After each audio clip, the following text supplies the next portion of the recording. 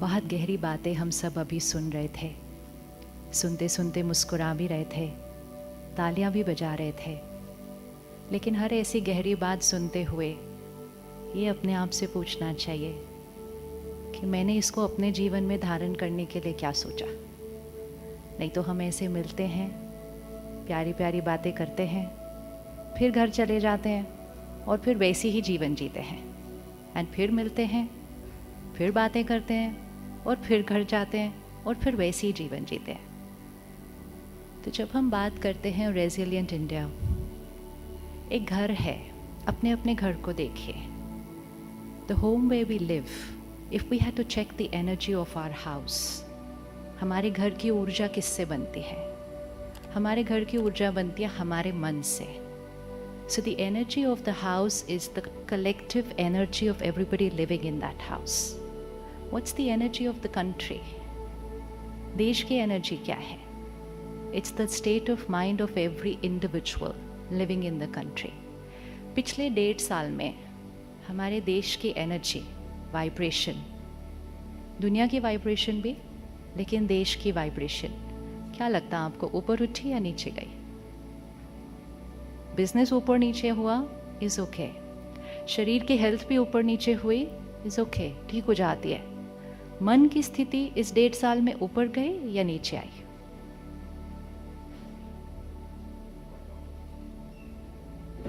आप आंसर बताएंगे?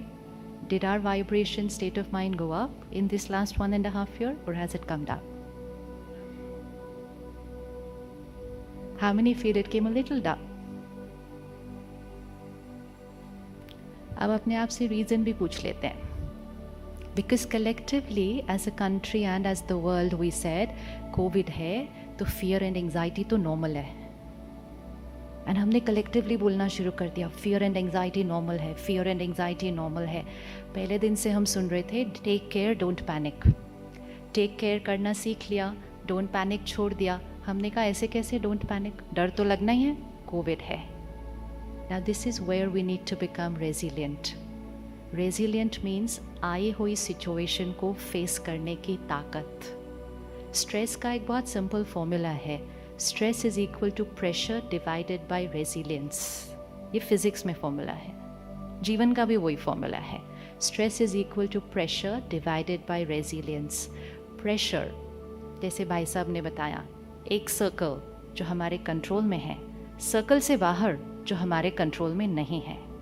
एक बच्चे के लिए एग्ज़ाम उसका प्रेशर होता है, हमारे लिए जॉब पे टारगेट हमारा प्रेशर हो सकता है। कोविड भी एक प्रेशर था। आपका स्पाउस जिसका बिहेवियर आपको कुछ ठीक ना लगे, वो भी एक प्रेशर होता है। रोड पे अटके हुए हैं, ट्रैफिक है, वो भी एक प्रेशर है। लेकिन we never called it pressure, we said stress, we said traffic stress, work stress, parenting stress, everything we started calling it stress, and then we said stress is normal. How many of you believe stress is normal?